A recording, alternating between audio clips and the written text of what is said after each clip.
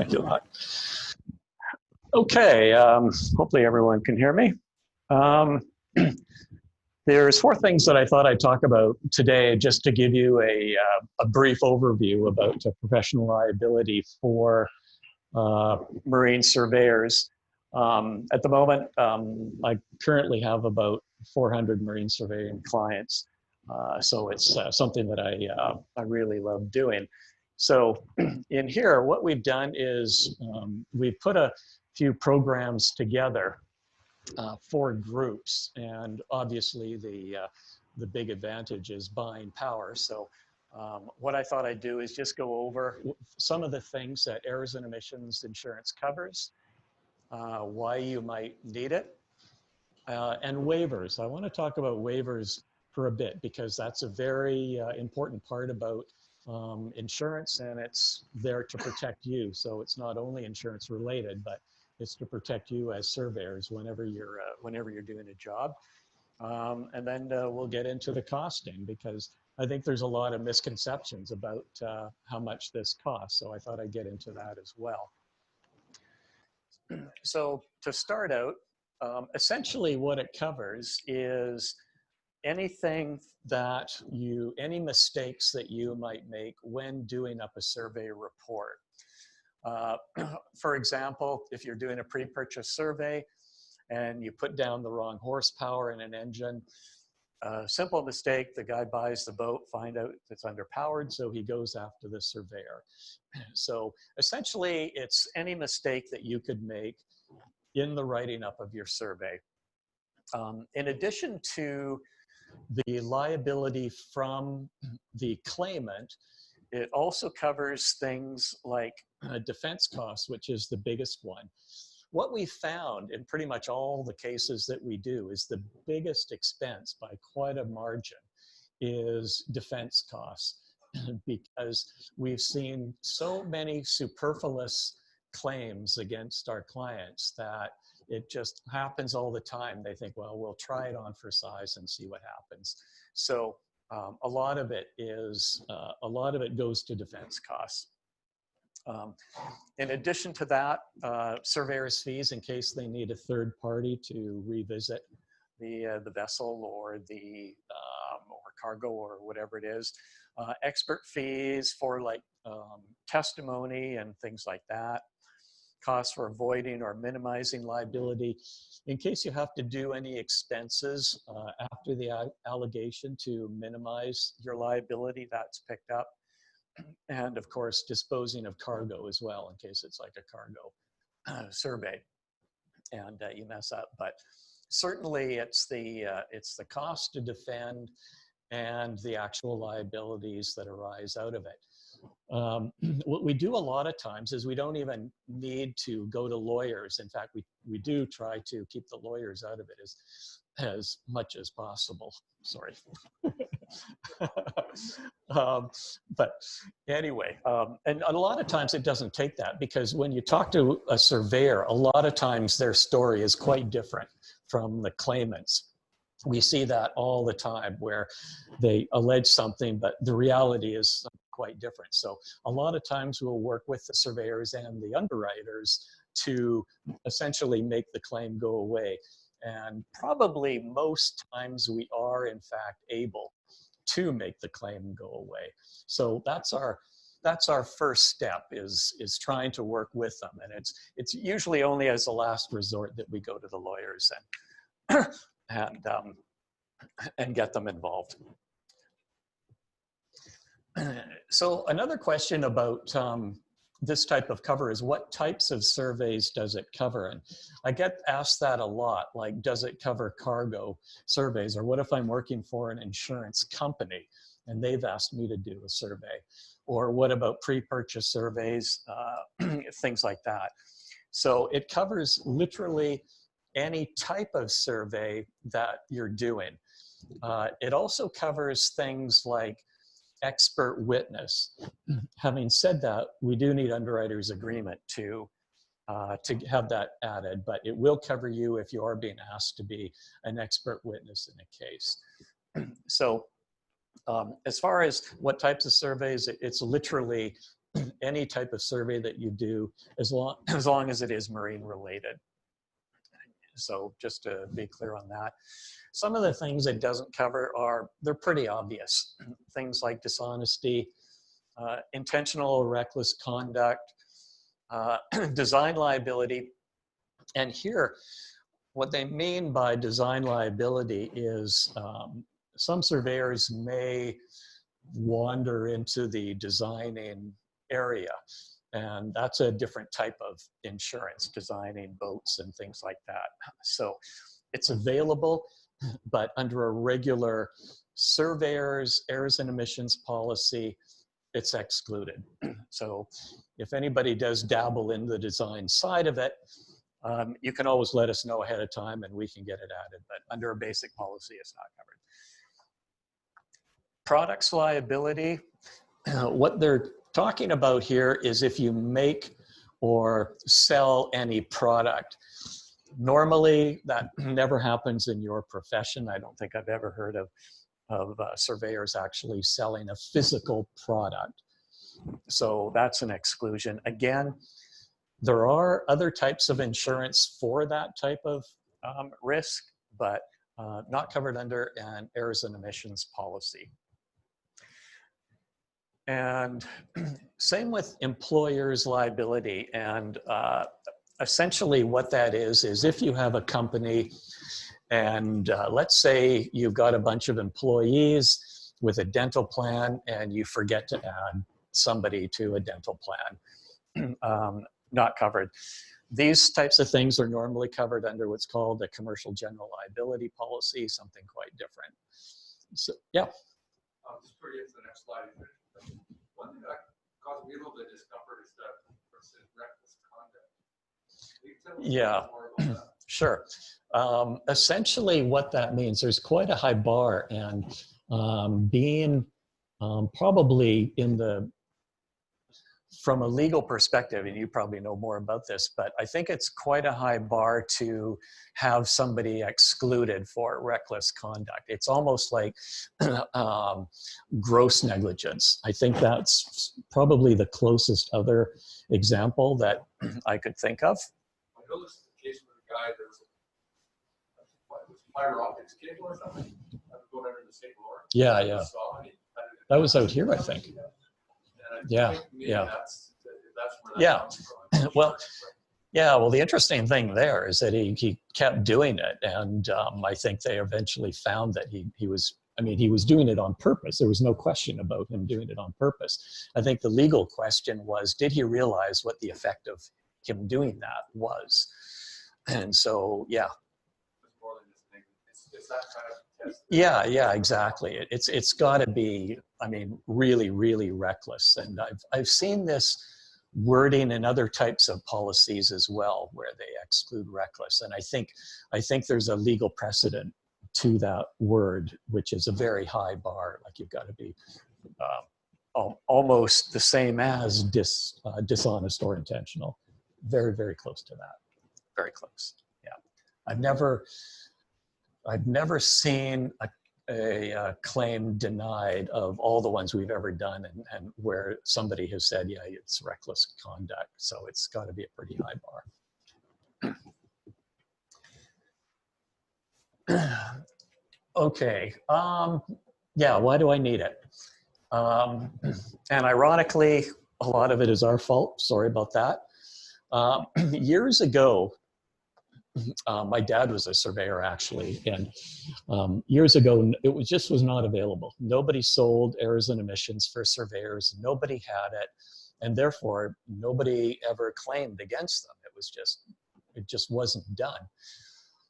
Now we're finding that because I don't know if it's the only reason, but we find that as people realize that it is available and people can buy errors and omissions insurance for surveyors, that we are seeing quite a number of claims. They are coming through. People are going after surveyors. And it's not just, I don't want to take all the credit for it, but it's also essentially just a litigious society that we live in. is that everybody is suing everybody in case, you know, something happens. It's almost like a knee-jerk reaction. Well, it's not right, so I'm going to sue them. So that has become, in the last 10, 20 years, more and more prevalent. And we're seeing just a big rise in claims that you'd never see years ago. It just, and I can only look when I was a kid growing up with my dad, and he did it for about 35 years. And never once did anybody ever even remotely try to come after him. So yeah, so that's part of it. Just the society that we live in, people are going after them. I referenced in my presentation this morning that in the UK, the two insurers we're close to have noted in the last 12 months a very significant rise in both the volume and the value of the claims. Yeah, and particularly in the last 12 months. yeah, and we're seeing the same thing. We've done programs for, well, the first one we put maybe 3 years ago, and there's been a pretty steady rise in that. So that's absolutely right. And so yeah, so that's one of the things that we're seeing. So, so some of the actual examples of claims that we've seen, you'd think these things would just be ridiculous, but as an example, the hull thickness was noted to be 1/4 inch instead of 3/16. Failed to uncover easily seen mechanical electrical issues. Failed to advise new buyer to remove plugs for winter storage. We were talking about this one yesterday. And actually, just to sort of expand on this third one, what happened was the surveyor took out the freezing plugs to inspect it, and then putting them back in. Winter comes along, engine freezes. So he's blaming the surveyor because the surveyor didn't tell him that essentially he needs to winterize his engine. So, you know, those are some of the things that we're seeing, and these are all real examples. Mist shaft corrosion and faulty air conditioning. We had one yesterday, actually, that I was just reading more of the report on today. And the issue was that the bottom of the hull of the vessel had some damage on it. And they sent us all these wonderful pictures of the hull with the damage on it, which was great because they saw it after they had lifted it up and power washed the bottom. But when the surveyor was having a look at it, there was only 9.5 inches of clearance when he was looking at it because it was on a trailer and it wasn't even sitting on the trailer correctly, plus the fact that it was all covered in slime. So there was no way that the surveyor could possibly have seen this damage on the underside.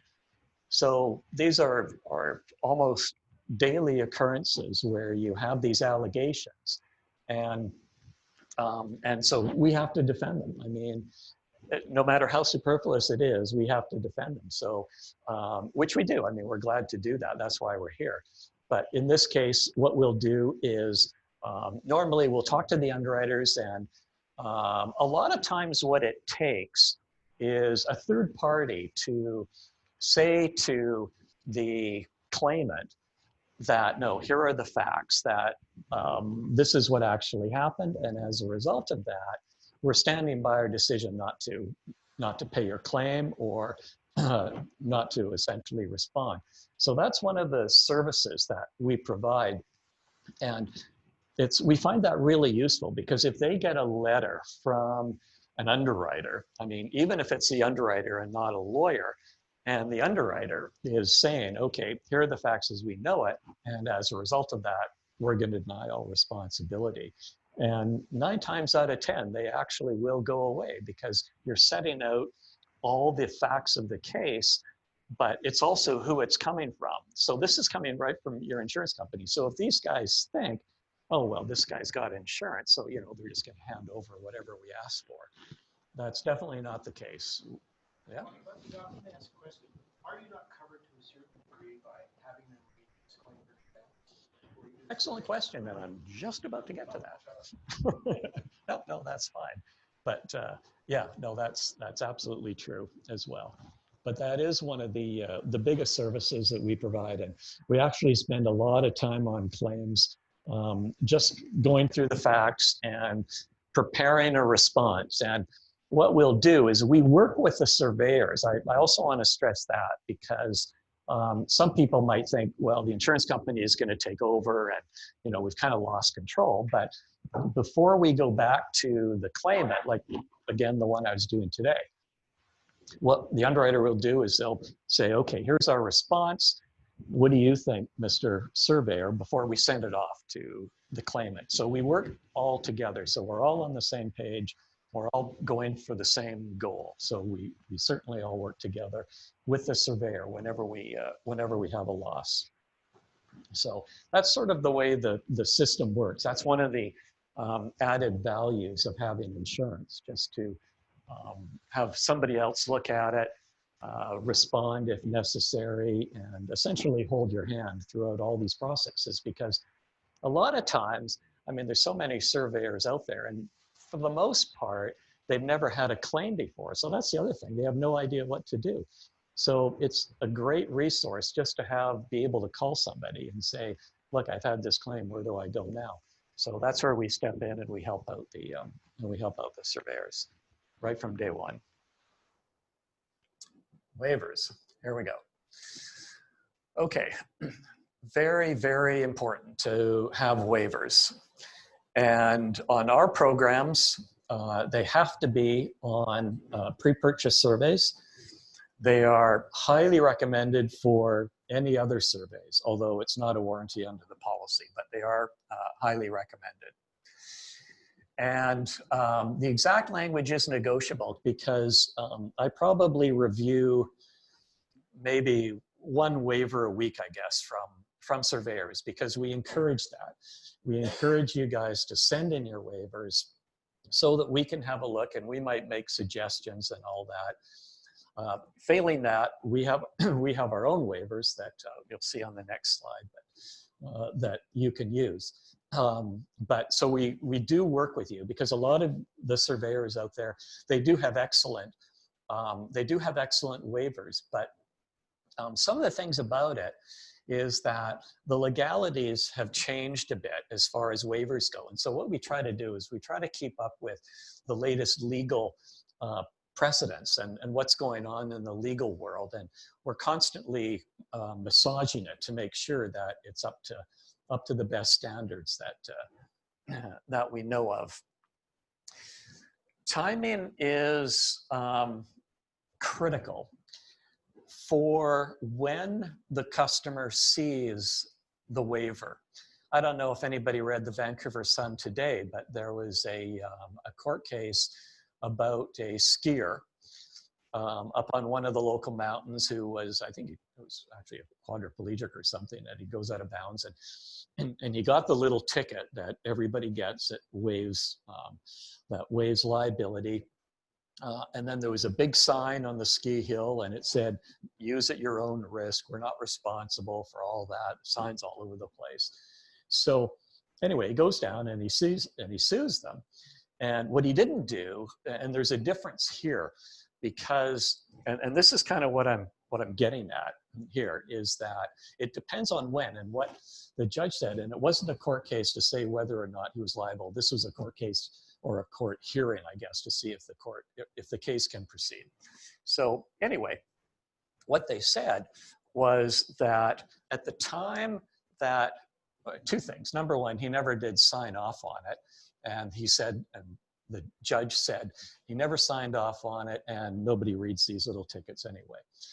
But what was critical was the timing, because when you go up a mountain, and this is kind of applicable here too, it's too late to do anything about it. In other words, you're about to strap on your skis, you buy this ticket, and off you go. So it's too late to, and that's what the judge said, it's too late to really comprehend what you're doing. And so essentially they threw that out, or at least they allowed the case to progress. So here, what we're saying is there are three stages. And what these do is these affect the effectiveness of any waiver. The first choice for everybody is to have it on a work order and have the customer sign off on the work before you do the survey. So if he calls you up and he says, I'd like you to do a survey, you email him the waiver, you get him to sign off on it, and then you're good. That's the best option. That's the best option. Second best option is having a waiver on the work order and at least bringing it to the attention of the customer before you start to work. That's the next best option to do it. The third best, which is kind of a last resort, is to have it on a survey. And I'm sure all of you do have a waiver on a survey or something similar. The problem with that is getting back to the ski hill. It's after the fact. And nobody is really that comfortable. It's better than nothing, but to have it on a survey, it's after the fact, you've done the work, you give them the survey, and there's the waiver. Yep. Often I think when you guys do pre-purchase surveys, I think I understand often you give them a verbal right after the survey, and they'll go back and vote before the copy of the survey. I think it happens. It used to happen. Yeah. Yeah, exactly. So that's the problem with doing it after the fact. And so whenever we talk to our clients, we always stress this. And as far as the timing goes, there's no warranty about when it's done. So it is up to you. But in order to strengthen your case, this is what we recommend. Having them sign off on it before you do the actual survey, that's ideal. Second, and I do get that a lot of times you cannot do that for various reasons. You know, a guy says, come out tomorrow, I need a survey. So, you know, sometimes timing is an issue, and we totally get that. So that's why insurance is, as much as we like to practice risk management, we totally get that you guys are running a business and we don't want to stop what you're doing. So what we're doing here is we're trying to help you within the parameters of your own business. Except on pre-purchase surveys. You have to have one. Yeah. What is the substantive issue as to the waivers? What are we asking the surveyor to get clear about? Excellent question, and that is on my next slide. So you guys are all one step ahead of me. Okay. So anyway, really, really critical. I really want to hammer this home because this is the best way. Even, you know, whether you have insurance or not, this is the best thing to do. It's just good risk management practice. Yep. I used to be a consulting professional engineer. Yep. If I put in a waiver on my proposal, I probably wouldn't have got hardly any calls, right? I mean, we respond to a statement of work, we give our, you know, so what is the difference? Sure. Okay. Again, we get that a lot of times you will, and insurance companies are actually famous for this, which is kind of an ironic thing. But if you do work for an insurance company, they will send you their terms, which essentially says you're going to be responsible for everything. So, you know, we get that. We get that. And that, again, goes back to what I was saying about we're not forcing you to do this. We're just recommending. But we totally get that there are going to be circumstances where, and especially if you're dealing with big companies, you know, they are just infamous for making you responsible for absolutely everything.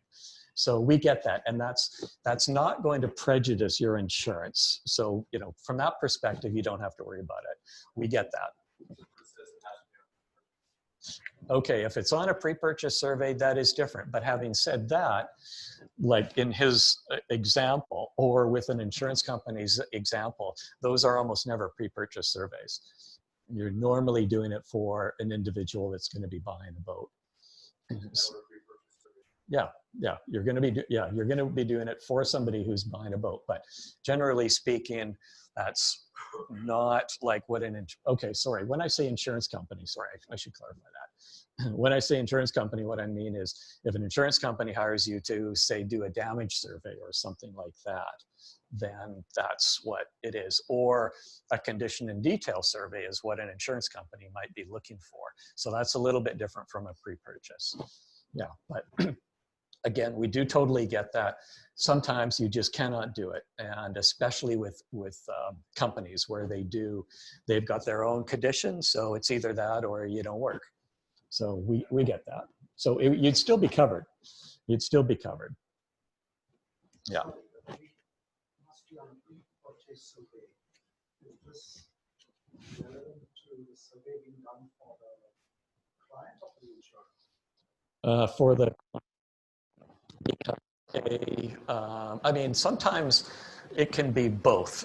In other words, a pre-purchase survey, as we all know, is usually more detailed than a condition and valuation for insurance purposes.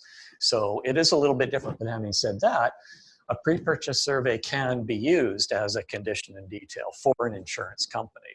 That's right. But a pure pre-purchase survey is normally done just for the buyer when he's thinking of buying a boat. So that's what they actually have to have it for. I don't think I've seen one yet. In fact, I know I haven't, where somebody has called us up and said, "Yeah, I'm doing a pre-purchase, but I can't get this." I've never seen that so far. It might happen, but so far I've never seen it. Okay, so here is a partial example of a suggested wording. And it's essentially in two parts. The first part waives all of your liability as much as possible.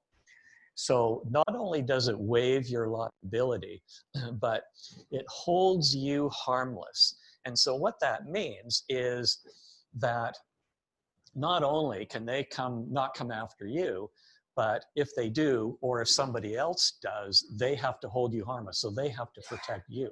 So that's it goes beyond not letting them come after you. Now, the second part, where it says that notwithstanding the above clause, in the event that the client proves that the loss is caused by the negligence or whatever, the critical part is the part that I've put on the very bottom, which is bold. And there we limit our liability to 10 times the surveyor's fees. We get a lot of questions about that. And the latest thinking is that if you completely waive your liability, it's not going to stand up. The judge is going to say this is unreasonable, and he's going to throw it out. So we went from there to saying, okay, well, then we're just going to make the limit what our fees are. But even that, unfortunately, is too low an amount. So the latest thinking, and this could change depending on maybe future court cases, whatever goes through. But we're finding that 10 times the surveyor's fees is a reasonable number. It's low enough that it's manageable, and yet the courts generally will not. We've never seen this thrown out of court. So that's sort of where we're at. And this is essentially a worldwide, because we do surveyors around the world. This seems to be the template for surveyors, 10 times their fees. And we've never seen it. We've never seen it challenged. We've never seen it challenged. So, and we use this, by the way, in our response. If we think that a claimant has a case, and a lot of times, especially when you're talking about pre-purchase surveys, where the guy says, well, you didn't show me this about my boat, so I'm going to, essentially, I've got to get rid of this boat. So then he's going to bill you for the cost of the entire boat. So this is where all else fails. We'll go to this and we'll point this out to them.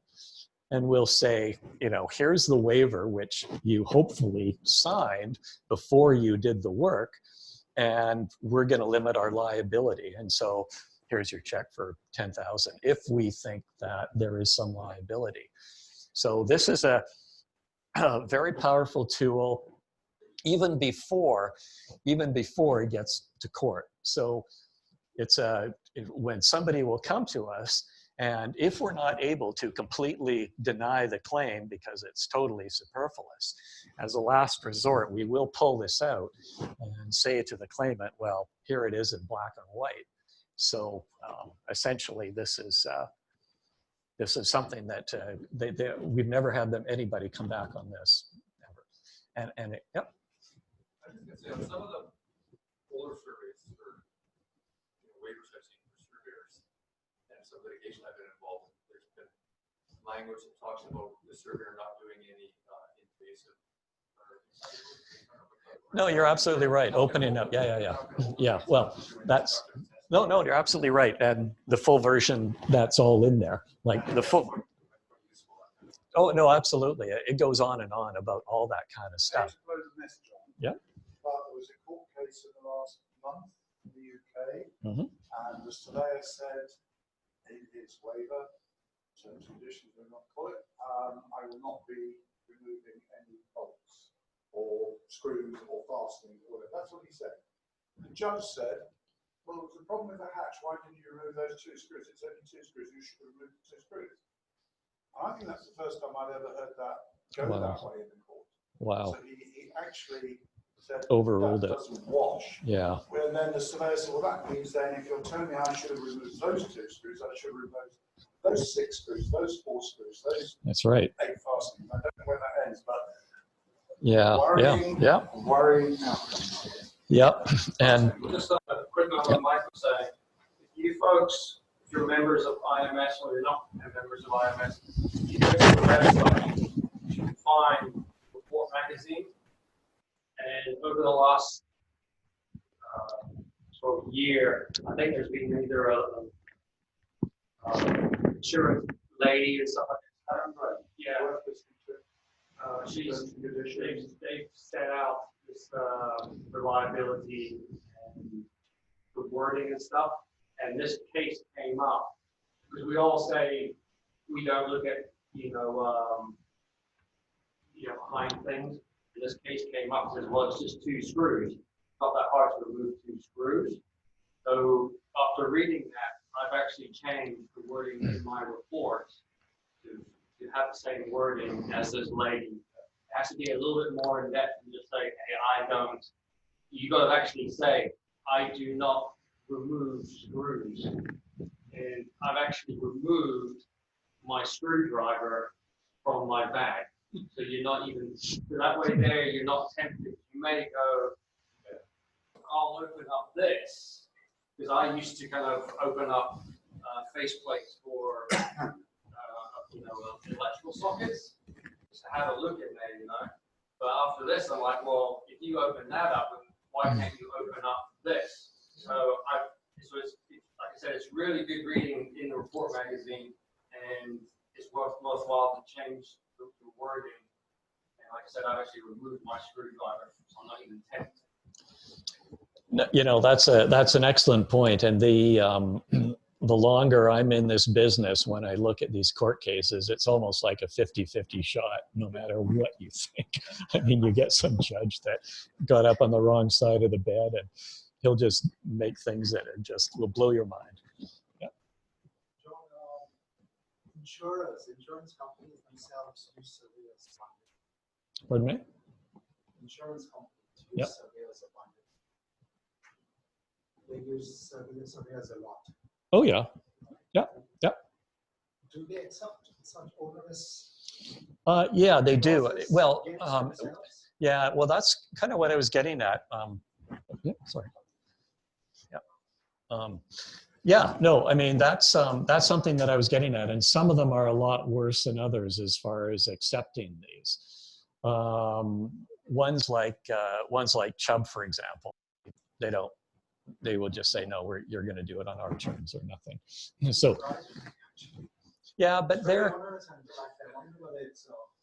yeah, well, yeah, I mean, you're absolutely right. It's almost like the judge scenario, where you've got, if you have an underwriter or an insurance company that knows the history of this, because we've come so far in the last 10 or 20 years as far as insurance goes and as far as waivers go, that those that sort of understand the process would recognize this. And kind of to give everybody a bit of background, the reason why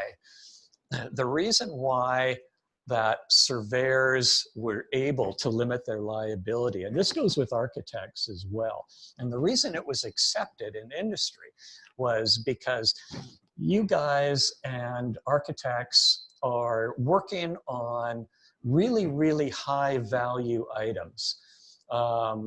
You know, super yachts or cargoes or what. They're really, really big items. And most surveyors are one-man shops.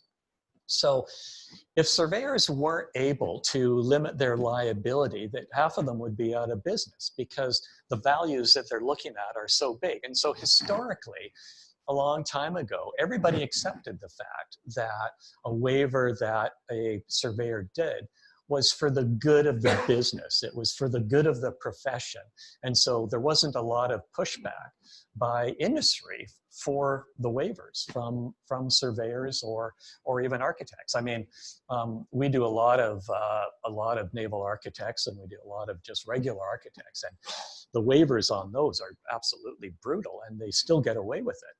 So that's sort of the history of why we are where we are as far as waivers go, and why they're more accepted in this industry. A lot of industries don't have any waivers in what they do, and those are more traditional industries where you can buy insurance and it's all been accepted and everybody is fine. But surveying, naval architects, things like that, a little bit different. So there's a bit of history as to how we came to be where we're at. We're almost catching up, I guess, with the rest of the world.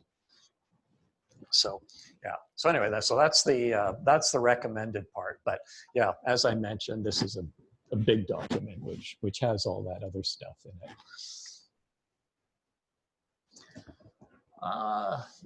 Okay, so how much does it cost? It depends, of course, on a lot of things.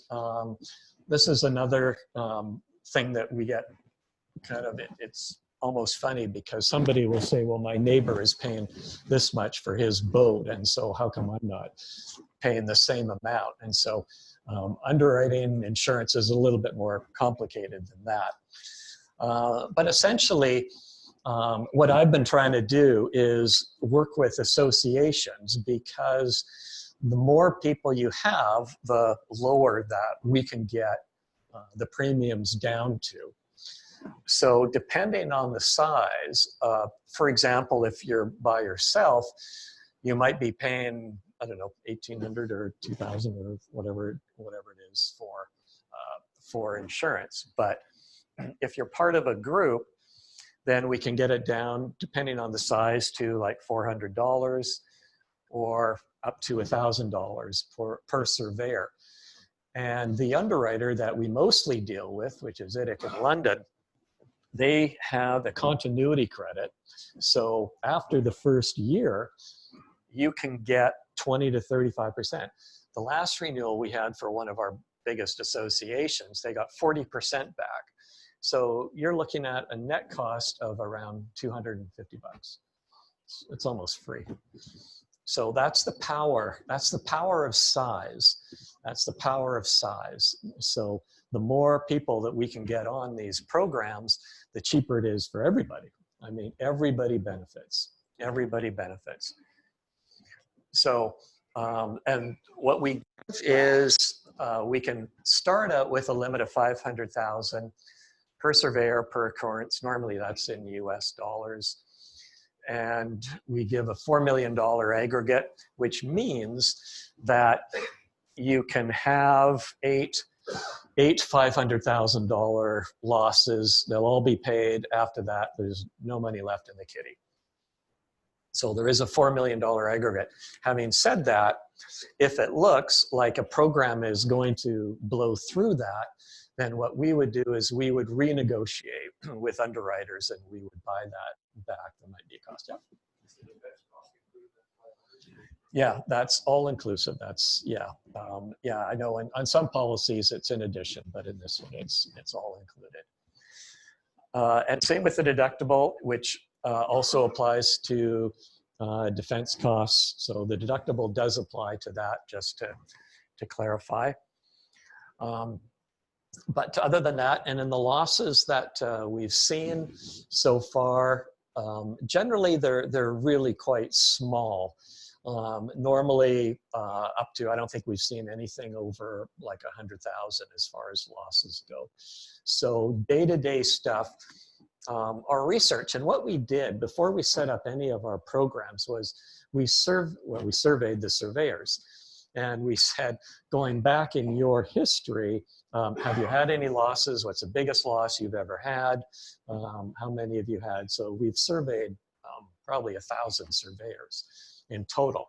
And so that's really how we came up with this amount. And the other reason is that we have to keep the premium as low as possible to make it acceptable to your average surveyor. That was the whole idea, was to try to get the perfect medium of limit and premium. If you need higher limits, they're certainly available. For a cost, I think to bump it up to $1 million might cost around $1,000 or something like that. So higher limits are available for a price on an individual basis.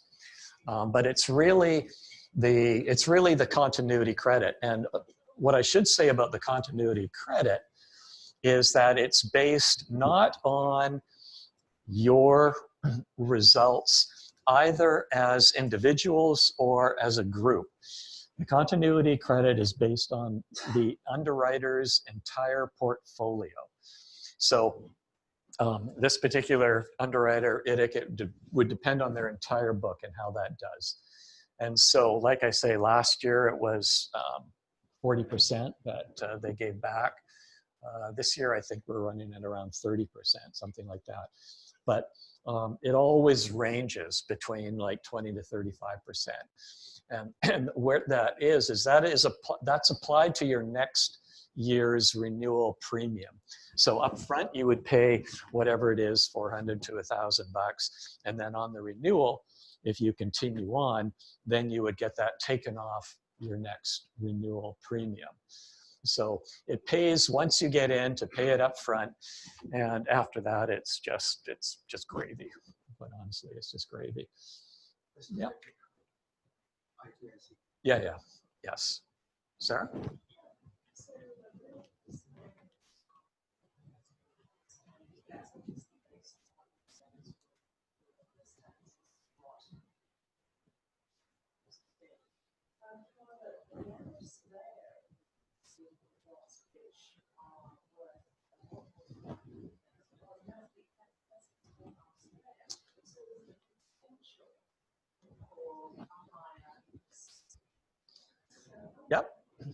Yep, no, absolutely. Well, like I say, you can get higher limits for those people. But again, from our studies, from our surveyors, from everybody that we've heard back with, we've never seen anything even remotely this high. I mean, I totally agree with you that the potential is there for these, especially these mega yachts and things like that, which of course also brings us back to the waivers and the limitation of liability, which helps a lot. So it is available, but historically, we've never seen a claim that big.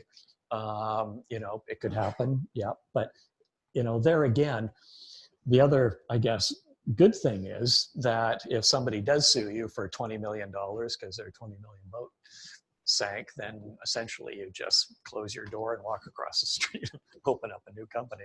So, you know, that's the other option. We did, that's right. Yeah. Super yacht motor, they don't carry insurance because if your job goes wrong and the cost of the boat is 70 million, you can't go pay the premium for that. You'll close the door and yeah, exactly. So it's just the way it is. Yeah, that's exactly right. I mean, you can, yep. So in that vein, does it make a difference if you have an incorporated company? Oh, absolutely, yeah. So that's expensive being incorporated. Oh, yeah. You have insurance. Well, that's a question. yeah, go ahead. Well, like if you're a one-person company, then they just sue you. If you're the person who does the work, then you can be sued for negligence. You've got a company and you've got a staff member who goes out and does the work, then that staff member can be sued. And your company can be sued. You can walk away from the company and give the staff member and you finish for himself. But if it's a one-person company and you're doing the service, you disagree with that, John? I was trying to figure out where you were going with that. Well, personal liability, the person who does the Right, work, right. liable, they can't stand behind your corporate veil just because they're employed by you. If you're Yeah. negligent, you do the work, you don't get protected by the company. Yeah, that's, I have not heard that before. I didn't realize that if you're a person. Yeah, Jeff? Well, if that was the case, we wouldn't bother having insurance, we just drop our companies and reincorporate the following day. That's right. You're going to get sued personally as a surveyor. And if you're not, the lawyer's not doing his job. Yeah, Because Yeah. they're going to name everybody who touched that. yeah, well, that's right, actually. I mean, that's, So does the employee employer or? Yeah, if a person, my understanding of it, and I'm a lawyer, so unless, I don't know everything, but my understanding of it is that if the individual person who does the work can be sued in negligence, their company can be what we call vicariously liable. So if it's like BC Ferries or somebody like that, people don't really worry about suing the individual because they know BC Ferries will pay. yeah, right. But if it's a one-person company, and the one person owns a house in the west side of Vancouver, they don't care that they're coming out. They just sue the individual and they go after him and they take his house away from him. So it's a two-person company, then it's a three-person company. Oh, well, it's the person who actually does, sorry to interrupt. So again, it's the person who actually does the work who's negligent. And he's an employee. Whether it's a employer or not doesn't matter. But the company is liable for this probably too. It's what we call vicarious liability. But the plaintiff, person who's suing, goes after who they think has to keep his pockets. There's a company that's insured. They're quite happy to go after the company. But if you're working for the company, then the company's doing the work. So isn't that the only one they can go after? Because That's what you mean by the company's. well, yeah, but if you give a report to somebody and that report is signed by Joe Blow Limited, then the company is doing the work. So isn't that the only, I mean, that's the whole reason why everybody sets up companies. That's what I thought. Go after the asset. That's why you. Right. Right. But there's been changes to that too. Well, my advice to you, and maybe conservative advice, is that if you're the individual person who went out to the vote, did the survey, and your work is negligent, you're going to be responsible. If you're the president of the company, and somebody else goes out and does the work, then you personally, just as president, aren't going to be responsible for the employee's work. But the employee is still responsible. Unless you have it written in the contract. Well, yeah, waivers, something like that. That I don't know. That just doesn't sound right. I mean, everything I've ever heard about in business, you incorporate a company, you make it a limited, and then you do the survey in the name of the limited company. So that company is the one that did the work. So if the only people that they can sue is the company. The principles now are, if you're a principal of a company, you're also now liable, you can't hide behind the included liability like you used to. That changed 10 years ago. I'm not sure of that. And maybe let's just change the facts slightly. Yep. Let's say before the company reports, the guy who did the work gives personally tells the owner. Yeah. About it going up through the company, back up through the letter. Yep. Tells the owner, which is often happens after you go and Yeah. look at the boat, you meet with them. Yeah. And you say, yeah, it looks like a pretty good boat. I'd go ahead and buy it. And then 2 days later, the report comes out and arrives. The guy's already bought the boat. Right? Yeah. Yeah. And he's relied upon your personal statement that it's a good boat, we should go buy it. So he's going to sue you. Because Yeah, I can. the person did the work and you advised them. if it goes up and around and through the company back down, maybe you might get off. I'm not sure about that. Yeah, I'm definitely going to look into that. That would just go against everything that I know. So Yeah. clearly, should we each, as employees, define our own professional?